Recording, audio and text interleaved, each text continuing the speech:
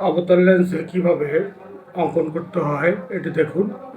প্রথমে লেন্সের দৈর্ঘ্যটা নিচ্ছি 7 সেন্টিমিটার, উপরে 3.5 সেন্টিমিটার, নিচে 3.5 সেন্টিমিটার।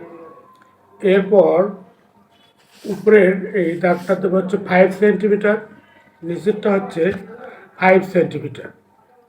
এরপর চাঁদা বসাবো, চাঁদা বসিয়ে দুই দিকে চাঁদা বসিয়ে অবতল লেন্স তৈরি করে রাখবো।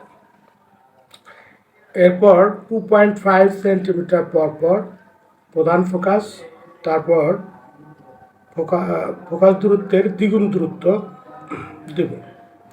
তো এভাবে একটি অবতল লেন্স তৈরি হয়ে যাবে। ধন্যবাদ সকলকে।